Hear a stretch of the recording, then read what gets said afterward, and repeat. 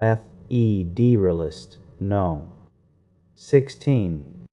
The same subject continued. The insufficiency of the present Confederation to preserve the Union. From the New York Packet, Tuesday, December 4, 1787. Hamilton. To the people of the state of New York, the tendency of the principle of legislation for states or communities in their political capacities, as it has been exemplified by the experiment we have made of it, is equally attested by the events which have befallen all other governments of the Confederate kind, of which we have any account, in exact proportion to its prevalence in those systems.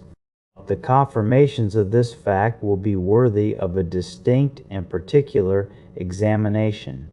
I shall content myself with barely observing here, that of all the confederacies of antiquity which history has handed down to us, the Lycian and Achaean leagues, as far as there remain vestiges of them, appear to have been most free from the fetters of that mistaken principle, and were accordingly those which have been saint deserved, and have most liberally received the applauding suffrages of political writers.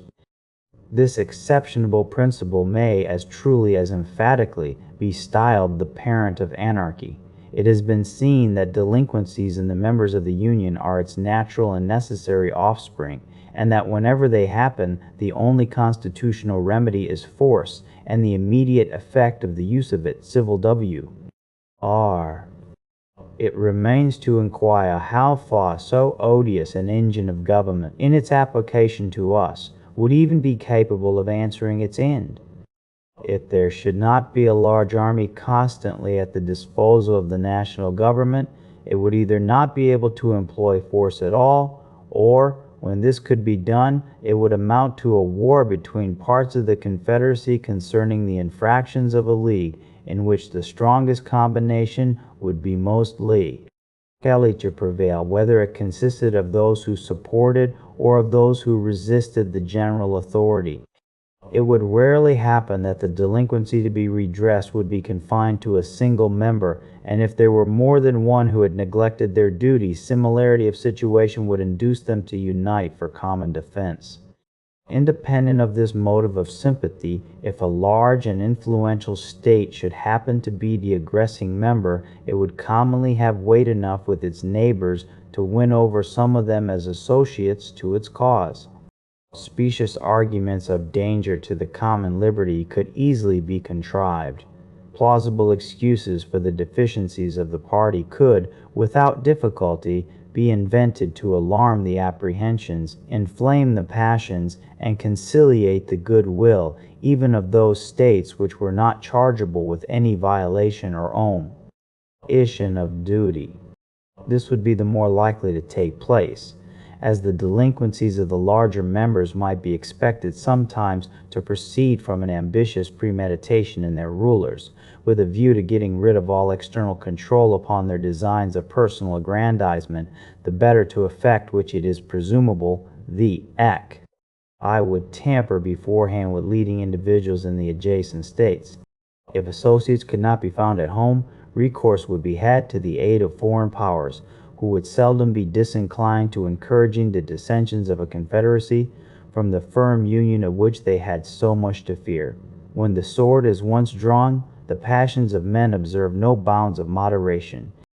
The suggestions of wounded pride, the instigations of irritated resentment, would be apt to carry the states against which the arms of the Union were exerted to any extremes necessary to avenge the affront or to avoid the disgrace of submission.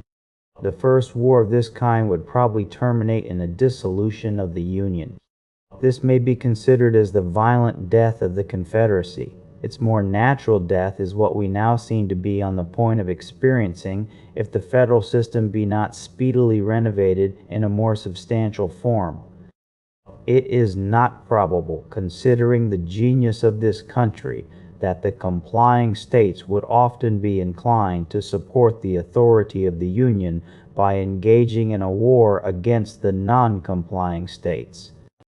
They would always be more ready to pursue the milder course of putting themselves upon an equal footing with the delinquent members by an imitation of their example, and the guilt of all would thus become the security of all. Our past experience has exhibited the operation of this spirit in its full light. There would, in fact, be an insuperable difficulty in ascertaining when force could, with propriety, be employed.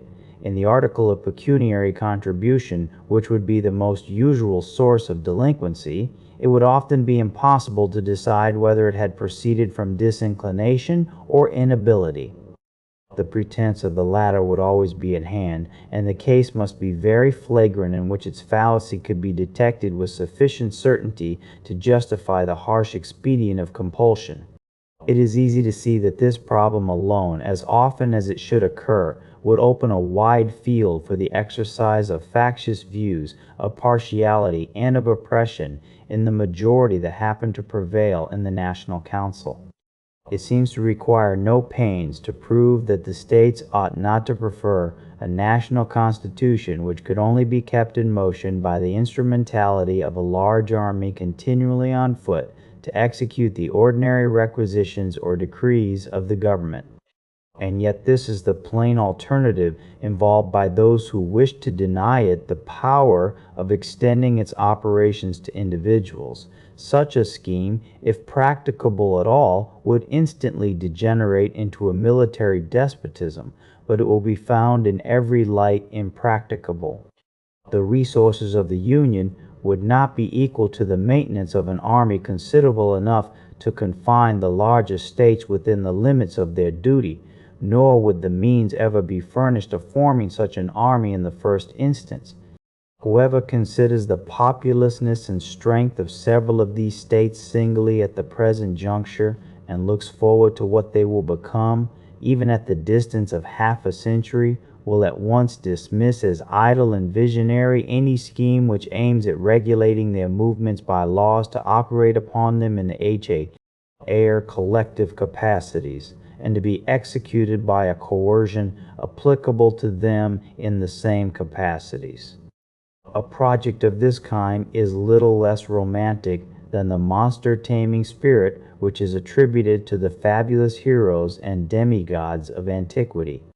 Even in those confederacies which have been composed of members smaller than many of our counties, the principle of legislation for sovereign states, supported by military coercion, has never been found effectual. It has rarely been attempted to be employed but against the weaker members, and in most instances attempts to coerce the refractory and disobedient have been the signals of bloody wars, in which one half of the Confederacy has displayed its banners against the other half. The result of these observations to an intelligent mind must be clearly this, that if it be possible at any rate to construct a federal government capable of regulating the common concerns and preserving the general tranquility, it must be founded, as to the objects committed to its care, upon the reverse of the prince. Contended for by the opponents of the proposed Constitution. It must carry its agency to the persons of the citizens. It must stand in need of no intermediate legislations, but must itself be empowered to employ the arm of the ordinary magistrate to execute its own resolutions. The majesty of the national authority must be manifested through the medium of the courts of justice. The government of the Union, like that of each state, must be able to address itself immediately to the hopes and fears of individuals, and to attract to its support those passions which have the strongest influence upon the human heart. It must, in short, possess all the means, and have a right to resort to all the methods, of executing the powers with which it is entrusted, that are possessed and exercised by the government of the particular states. To this reasoning it may perhaps be objected, that if any state should be disaffected to the authority of the Union, it could at any time obstruct the execution of its laws, and bring the matter to the same issue of force, with the necessity of which the opposite scheme is reproached.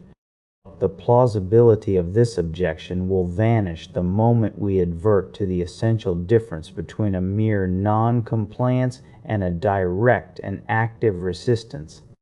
If the interposition of the state legislatures be necessary to give effect to a measure of the Union, they have only not to ACT or TIL ACT evasively, and the measure is defeated. This neglect of duty may be disguised under affected but unsubstantial provisions so as not to appear, and of course not to excite any alarm in the people for the safety of the Constitution. The state leaders may even make a merit of their surreptitious invasions of it on the ground of some temporary convenience, exemption, or advantage. But if the execution of the laws of the national government should not require the intervention of the state legislatures, if they were to pass into immediate operation upon the citizens themselves, the particular governments could not interrupt their progress without an open and violent exertion of an unconstitutional power. No omissions nor evasions would answer the end. They would be obliged to act, and in such a manner as would leave no doubt that they had encroached on the national rights. An experiment of this nature would always be hazardous in the face of a constitution in any degree competent to its own defense, and of a people enlightened enough to distinguish between a legal exercise and an illegal usurpation of authority. The success of it would require not merely a factious majority in the legislature, but the concurrence of the courts of justice and of the body of the people. If the judges were not embarked in a conspiracy with the legislature, they would pronounce the resolutions of such a majority to be contrary to the supreme law of the land, unconstitutional and void. If the people were not tainted with the spirit of their state representatives, they, as the natural guardians of the Constitution, would throw their weight into the national scale and give it a decided preponderancy in the contest. Attempts of this kind would not often be made with levity or rashness, because they could seldom be made without danger to the authors, unless in cases of a tyrannical exercise of the federal authority. If opposition to the national government should arise from the disorderly conduct of refractory or seditious individuals, it could be overcome by the same means which are daily employed against the same evil under the state governments. The magistracy, being equally the ministers of the law of the land, from whatever source it might emanate, would doubtless be as ready to guard the national as the local regulations from the inroads of private licentiousness. As to those partial commotions and insurrections which sometimes disquiet society, from the intrigues of an inconsiderable faction, or from sudden or occasional ill humors that do not infect the great body of the community, the general government could command more extensive resources for the suppression of disturbances of that kind than would be in the power of any single member. And as to those mortal feuds which, in certain conjunctures, spread a conflagration through a whole nation, or through a very large proportion of it, proceeding either from weighty causes of discontent given by the government, or from the contagion of some violent popular paroxysm, they do not fall within any ordinary rule, as a calculation. When they happen, they commonly amount to revolutions and dismemberments of empire. No form of government can always either avoid or control them. It is in vain to hope to guard against events too mighty for human foresight or precaution, and it would be idle to object to a government because it could not perform impossibilities.